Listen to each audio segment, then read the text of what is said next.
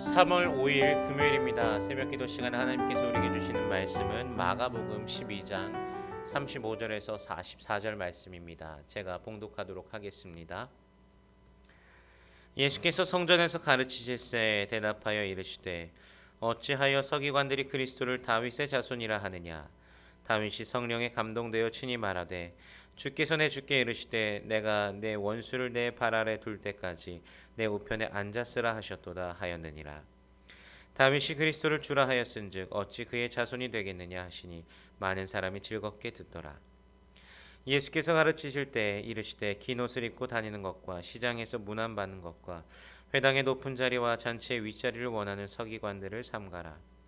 그들은 과부의 가산을 삼키며 외식으로 길게 기도하는 자니 그 받는 판결이 더욱 중하리라 하시니라. 예수께서 헌금함을 대하여 앉으사 무리가 어떻게 헌금함에 돈 넣는가를 보실세. 여러 부자는 많이 넣는데 한 가난한 과부는 와서 2렙돈 곧 한 고드란트를 넣는지라.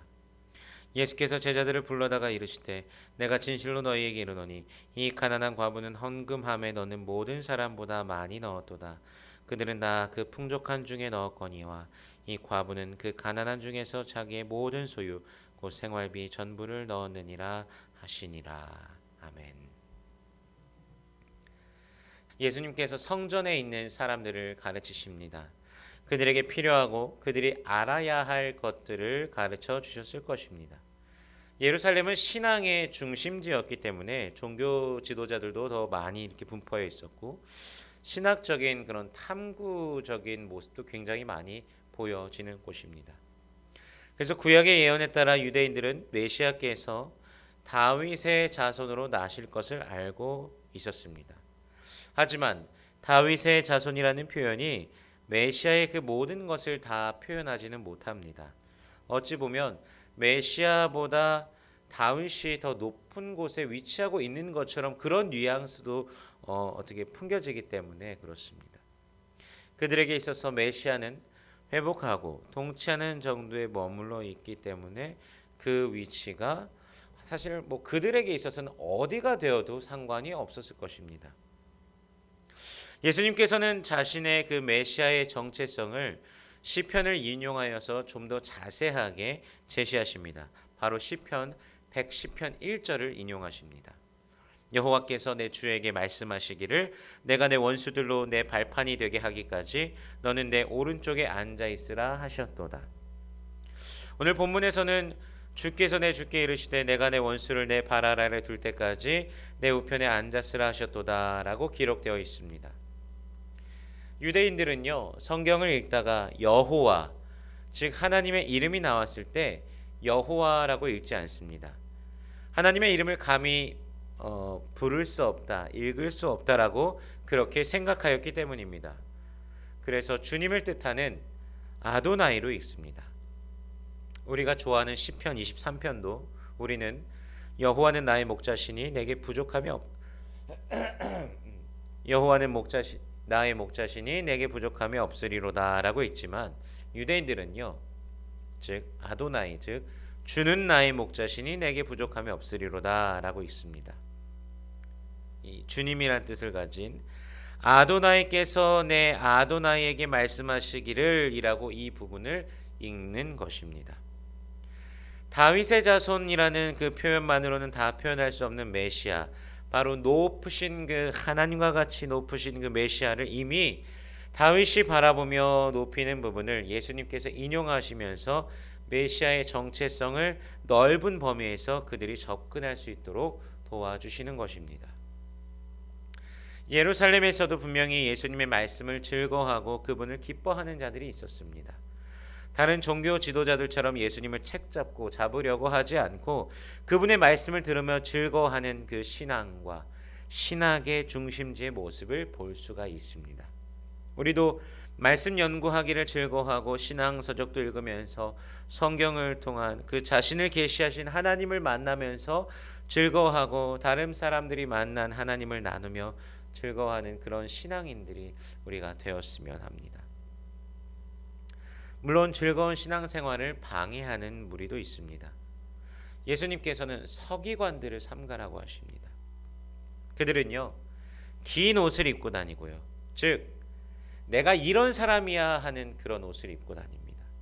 많은 사람 앞에서 높임 받기를 갈망합니다. 회당에서요, 높은 자리에 앉기를 원하고 잔치에서도 윗자리에 앉으려고 하는 자들입니다. 이런 자들을 삼가라고 하십니다. 과부들의 가산을 삼키며 외식으로 길게 기도하는 이런 자들에 대한 하나님의 판결은 정말 무거울 것입니다. 이어서 가난한 과부가 헌금한 두 렙돈에 대한 이야기가 나옵니다. 여러 부자는 많이, 아주 많이 헌금하는데 한 가난한 과부는요, 두 렙돈, 즉 한 고드란트를 헌금합니다.